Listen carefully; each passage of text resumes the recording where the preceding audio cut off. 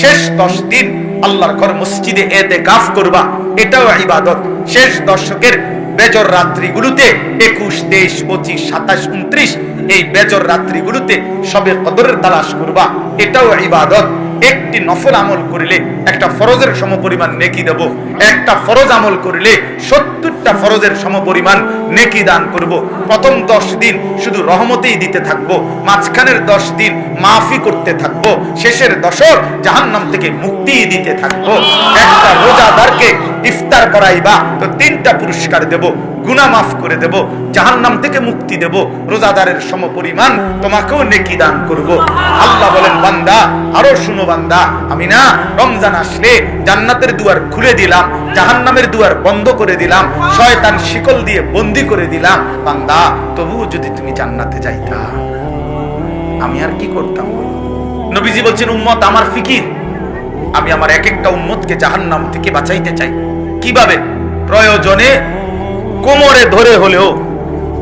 মানুষ যখন কারো হাতে ধরে হাত ছাড়াইয়া নেয়, কাঁধে হাত দিলেও কাঁধের থেকে হাত ফেলে দিতে পারে সহজ, কিন্তু কেউ যদি কাউকে কোমরে জড়াইয়া ধইরা টাইট করে বলে, ভাইয়া এই আগুনে তোমাকে আমি পড়তে দেব না, এখানে আমি তোরে যাইতে দেব না, তাইলে এই বাঁধন, কোমরের বাঁধন ছুটা কঠিন কিনা? এই আল্লাহর নবী সাল্লাল্লাহু আলাইহি সাল্লাম বলছেন, উম্মত আমি তোমাদেরকে চাচ্ছি কোমরে ধরে হলেও জাহান্নামের আগুন থেকে বাঁচাইতে।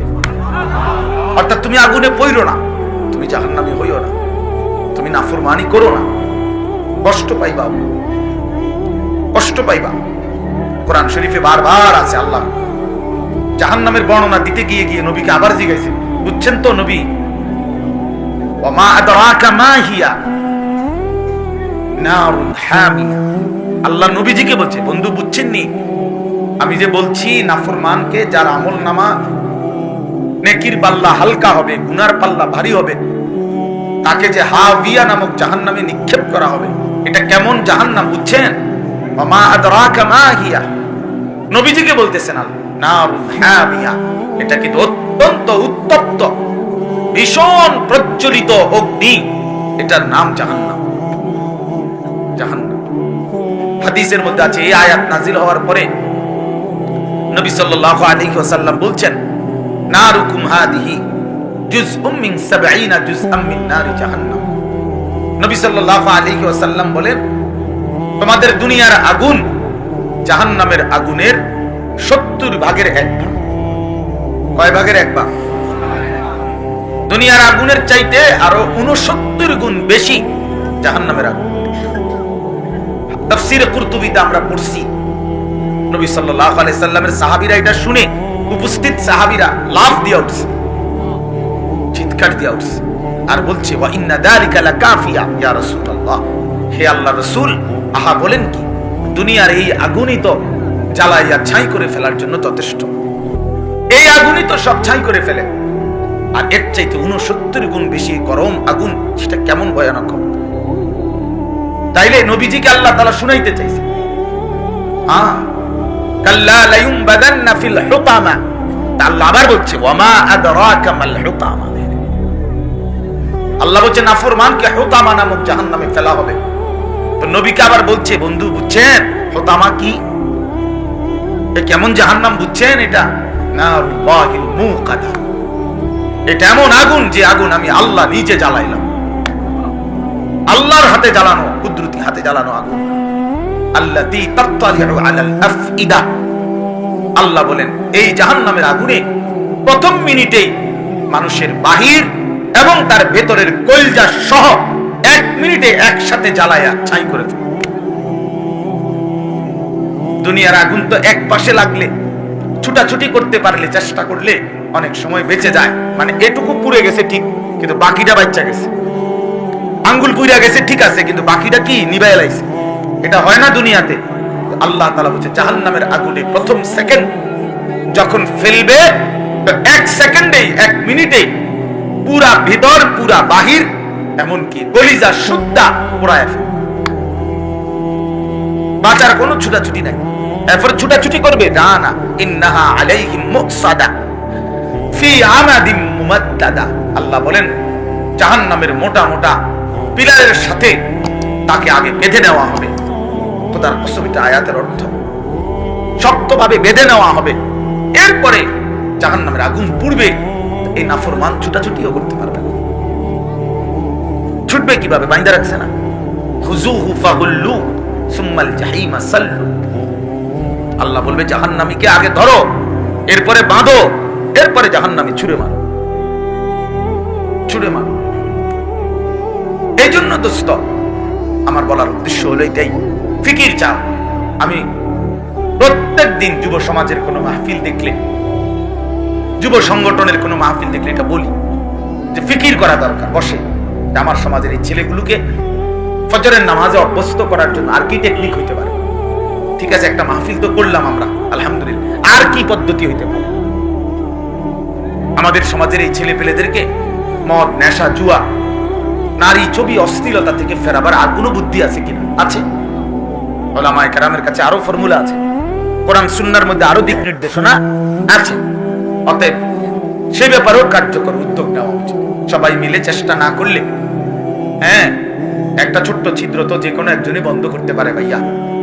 কিন্তু যদি বাঁধ ভাঙ্গা স্রোত আসে, তো সেটা তো এক দুইজনের, দুই এক ওরা টুকরি মাটি ফেললে হবে না। এ তো সম্মিলিত উদ্যোগ জরুরি। আজকে আমাদের নওজওয়ানদের হালাত, আমার মতো একজন বক্তা, ওনার মতো একজন বক্তা, ওনার মতো একজন বক্তায় একটি দেশ, একটি সমাজ, এই বৃহত্তর নওজওয়ান যুব সমাজ বদলাবার জন্য যথেষ্ট না। সবার উদ্যোগ নিতে হবে, সবার সম্মিলিত ফিকির করতে হবে। আর কি আছে? আর কি হইতে পারে? আল্লাহ নবী সাল্লাল্লাহু আলাইহি ওয়াসাল্লাম, হাদিসের মধ্যে আছে, সাহাবায়ে কেরাম নবী সাল্লাল্লাহু আলাইহি সাল্লামের ব্যাপারে এটা বর্ণনা করছেন যে নবীজির চেহারা মুবারকের দিকে তাকাইলে কি মনে হইতো? দুইটা কথা, জিনিস মনে হইতো। নবীজির চেহারা মুবারকের স্বাভাবিক বৈশিষ্ট্য, কখনো হাসতেন মুচকি হাসি, কখনো কাঁদতেন, সেটা তো হইলো একটা হালাত। বাকি স্বাভাবিকভাবে, যেমন এখন আমরা স্বাভাবিক, এরকম স্বাভাবিকভাবে নবী সাল্লাল্লাহু আলাইহি সাল্লামের চেহারার দিকে তাকাইলে কি মনে হইতো? সাহাবীরা বর্ণনা করছেন, কানা রাসূলুল্লাহ সাল্লাল্লাহু আলাইহি ওয়াসাল্লাম মুতাওয়াসিলাল আহসান দাইমাল ফিকর। এই দুই শব্দ বুঝি সাহাবীদের বর্ণনা যে নবী সাল্লাল্লাহু আলাইহি সাল্লাম সর্বদাই স্বাভাবিকভাবে ছিলেন, দুই অবস্থা, মুতাওয়াসিলাল আহসান, ধারাবাহিক চিন্তিত, দাইমাল ফিকর, সারাক্ষণ কোনো না কোনো ফিকির করছে। চেহারার দিকে তাকাইলেই মানুষ বলতে পারে, ভাই কোনো চিন্তা করতেছেন মনে হয়। মানুষ বলে না একটু, ভাই কোনো পেরেশানি মনে হইতেছে আপনার চেহারা, হ্যাঁ, বড় সড়ো কোনো বিপদে পড়ছেন মনে হয়। এই চেহারা দেখলে আন্দাজ করতে পারে মানুষ। এই আল্লাহ নবী সাল্লাল্লাহু আলাইহি ওয়াসাল্লামের চেহারা মুবারকে সারাক্ষণ কোনো না কোনো ফিকির, সারাক্ষণ কোনো না কোনো ফিকির, সারাক্ষণ চিন্তা। আর কি করা যায়? আর কি হইতে পারে? আর কেমনে হইতে পারে? এই জন্য সম্ভাবনা, সকল প্রয়োগ, সুযোগ আল্লাহ নবী সাল্লাল্লাহু আলাইহি ওয়াসাল্লাম প্রয়োগ করছেন। বহু আইটেম সূরা নূহের মধ্যে আছে। নূহ আলাইহিস সালাম আল্লাহর কাছে এমন আজীব বর্ণনা দিয়েছেন, আল্লাহ, আমি আপনার বান্দাদেরকে আপনার দিকে ফিরাইবার জন্য কি করছি? শুধু মাহফিল হইছে, ওয়াজ করে দিছি না, আমি আল্লাহ অসংখ্য আইটেম, পদ্ধতি আমি প্রয়োগ করছি।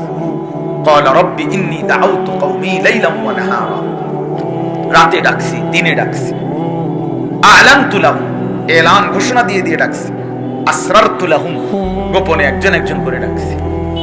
দাআউতুহুম জিহারা, সবার সামনে প্রকাশ্যে ডাকছি, সবার সামনে প্রকাশ্যে ডাকছি।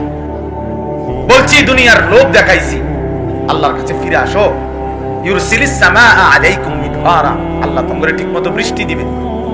ওয়ায়ুমদিদকুম বিআমওয়ালিন ওয়া বানিন, তোমাদেরকে সম্পদ সন্তান বাড়ায় দিবে। ওয়ায়াজআল লাকুম জান্নাতিন ওয়া ইয়াজআল লাকুম আনহারা, তোমাদের ক্ষেত ফসল বাগ বাগিচা সুন্দর করে দিবে এবং তোমাদের খাল বিল নদ নদীতে পর্যাপ্ত পরিমাণ পানি দিয়ে দিবে। এইডিও কইছে, মা লাকুম লা তারজুনা লিল্লাহি ওয়াকারা। নূহ আলাইহিস সালাম বলেন, আল্লাহ, আমি এটাও বলছি যে হে আমার জাতি, এত বড় মহান আল্লাহ যিনি সব সৃষ্টি করেছেন, তাকে কি সম্মান করা উচিত না? বিবেকের দাবি এটা। যুক্তিতে বুঝাইতে চেষ্টা করছি যে মানুষ সামান্যতম ইহসানের তো গোলাম। ওই ছেলে, কথা কও কেন? কথা বাকি থাকলে বাহিরে কথা কও বাপ, বাইরে আরো অনেক লোক আছে, যাও তুমি ওখানে যাও, ওইকে শিক্ষারও তুমি টেঙ্গাল গিয়ে। তো বলতেছিলাম, তিনি বলছেন যে আমি এভাবে যুক্তিতে বুঝাইতে চাচ্ছি, খালাকাকুম আতওয়ারা, আরে আল্লাহ তো তোমাদেরকে সৃষ্টি করেছেন, এত বড় আসমান ও জমিন বানিয়েছেন, কায়নাতের বিন্দু বিন্দু দিয়েছেন, তাকে কি সম্মান করবা না? তার কথা কি শুনবা না? তার মানে বাপ আমার বলার উদ্দেশ্য হলো, এই প্রথম কথা আমার ফিকির চাই, ফিকির। এই একটা হই হুল্লু দফা দফি ফালাফালি মাররে দররে করে বক্তা করে আনরে মোটরসাইকেল লরে শিক্ষার দেরে, হ্যাঁ ঘাম ভাইয়া ভাইয়া ফুটতে আছে, ভাত খাবাইতে আছে, একটা কারবার যাইতে আছে, কি হইছে আল্লাহ কইতে পারবো। ভাই একটা মিনিট কদ্দুর ওয়াজ শুনতে আসছি না, হুজুররা উঠছে আর নামছে, হুজুররাই কইতে পারবো হুজুররা কি কইছে। আমার হুঁশা ছিল না, আমাদের যখন হুঁশা ছিল না আর কীর্তেন মাহফিল করে, ওটার হুঁশা ছিল না, হুঁশা ছিল কি মিথ্যা কথা বললাম। সকালবেলা মন্তব্য করে পরের দিন যে আমার কি দুইটা লাইন কথাও শুনতে আসছি না, কি কইছে আল্লাহ কইতে, আরে হুজুরে আমার তো হুঁশে ছিল না, আমরা দৌড়াইছে শুধু বনে আর খানায় বাতে আর সায়ে বিল্লা একটা কারবার গেছে আর কি, শেষ খালাস। এই মাহফিল এটা তো উৎসব না বাপ, এটা তো কোনো অনুষ্ঠান না, এটা অনুষ্ঠান না, এটা আল্লাহর কথা। এই জন্য ফিকির চাই। আমি অনুরোধ করলাম, এখানে অনেক উপযুক্ত ওলামায়ে কেরাম আছেন, আমার প্রিয় মাওলানা নজরুল ভাই, মুজিব ভাই, সবাই আছেন। এই জন্য বললাম যে কার্যকর ধারাবাহিক উদ্যোগ নিতে হবে মানুষের পরিবর্তনের জন্য, জিন্দেগির সংশোধনের জন্য। একটি উদ্যোগ যথেষ্ট না, একাধিক একাধিক বহু আইটেম প্রয়োগ করতে হবে, বারবার বলতে হবে, বারবার বারবার বলতে হবে। ওয়াদাক্কির, আল্লাহর কোরআনে আল্লাহ বলছে ফা ইন্নাদ যিকরা তানফাউল মুমিনিন। এই শব্দের মূল অর্থ এটাই। ওয়াদাক্কির অর্থ হলো নবী আপনি আমার কথাগুলো বারবার দোহরান, বারবার। বাবে তাফঈলের বৈশিষ্ট্য খাসিয়াত বারংবার, আপনি বারবার যাক্কির উপদেশ দিতে থাকেন, দিতে থাকেন। আল্লাহ বলছি তো সকালে একবার না, আবার বলেন, আবার বলেন, আবার বলেন। শনিবারে মাত্র কইলাম, আজকে মাত্র বুধবার, না না আবার বলেন। কালকে কইছি বিকালে আসরের পরে, আজকে মাত্র মাগরিবের পর, না আবার বলেন, আবার বলেন, বলেন বলেন বলেন বলেন, বলতে থাকেন, বলতে থাকেন। ফা ইন্না যিকরা তানফাউল মুমিনিন, প্রতিবারের উপদেশে ইমানদারের উপকার হবে। দেখবেন আস্তে আস্তে পরিবর্তন হচ্ছে, একদিন দেখবেন পুরা বদলায় গেছে। একটা সহজ উদাহরণ হলো, মনে করেন ওষুধ কিন্তু কাজ করে প্রথম দিন থেকে, কিন্তু 3 মাস পরে বোঝা যায় ভালো হয়ে গেছে। তো ভালো হয়ে গেছে তো 3 মাস পরে না, 3 মাস লাগাতার ওষুধ খাওয়ার পর। কথা বুঝছেন না? ওষুধ কাজ করতেছিল কোন দিন থেকে? প্রথম দিন থেকে, কিন্তু পরিবর্তন দেখা গেছে 3 মাস পরে আর কি, কিন্তু পরিবর্তন হচ্ছিল, বদলাইতেছিল। এই জন্য আমাদের এই কিশোর নওজোয়ান যুবক এরা বদলাবে ইনশাআল্লাহ, কোনো সন্দেহ নেই। আমি তো বিশ্বাস করি, আমি আশাবাদী, প্রচন্ড আশাবাদী আমি যে ইনশাআল্লাহ প্রতিদিন আমরা দেখি, চারিদিকে দেখি, দেশ ব্যাপী তো দেখতেছি আমরা আলহামদুলিল্লাহ, বখাটে দুশ্চরিত্র লম্পট চরিত্রহীন যুবক কোনোভাবেই মজা পাচ্ছে না, সুখ পাচ্ছে না, সামাজিক কোনো মান মর্যাদাও নাই, এলাকাতেও কোনো সম্মান ইজ্জত, কোন দুষ্ট চরিত্রের বখাটে কোন লম্পটকে এই যে নারী ছবি উলঙ্গ দৃশ্য দেখে সারাদিন টোটো করে ঘুরে, এসব ফালতু পোলাপানরে এরার সমবয়সী 2-4 জনের লগে সারাদিন ঘুরে, এই ছাড়া কোন মানুষ তাকে 2 পয়সা ইজ্জত করে না। আল্লাহর কসম, 2 পয়সার সম্মান করে মানুষ দেখলে। এটা তো হাদিস, রাতের অন্ধকারের একাকিত্বে যদি কেউ গুনাহ করে, দিনের আলোতে আল্লাহ তাআলা তার চেহারায় সেই গুনার চিহ্ন ভাসায় দেয়। এজন্য নেশা তো করছে রাইতে, কিন্তু দিন দুপুরে মানুষে দেখলে তো তার চেহারা ফুটে করার মতো লাগে। মানুষে দিনে বলে কেন এতে কি 12টার সময় খাইছে মদ, খাইছে রাত 2টায়, কিন্তু মানুষের দিনের 2টা বাজে দেখে কিরে তার দিন দেখা যায়, বোঝা যায় যে বোতল খাইয়া আইছে, বোঝা যায়। মানুষ দেখলেই বলে, আরে দেখলেই তো বোঝা যায় সিটার বাট ফাররে তো দেখলেই বোঝা যায়, বুঝেন না? মানুষ সুদখোরকে এবার আমনে খাইবেন সুদ, আপনারে মানুষে গো মাশাআল্লাহ জুনাইদ বাগদাদি নাও, হ্যাঁ মানুষে ব্যাক কল, মানুষে চিরা খায় আর আমনে ভাত খান, হ্যাঁ কথা বলে, মানুষে চিরা খায় আমনে শুধু ভাত খান, জি না মানুষে ভাতে খায়। মানুষ রাতকে রাতই বলে, দিনকে দিনই বলে, আলোকে আলোই বলে, অন্ধকারকে অন্ধকারই বলে। অতএব মানুষ এটা বোঝে কে ইমানদার কে বাটপার, নাফরমান এটা বোঝে মানুষ এটা বোঝে। আমরা ছাত্র জীবনে পড়ছি আরবি ভাষায় গুরুত্বপূর্ণ প্রবাদ আছে, অফিকা উয়ুবুন ওয়ালিন্নাসি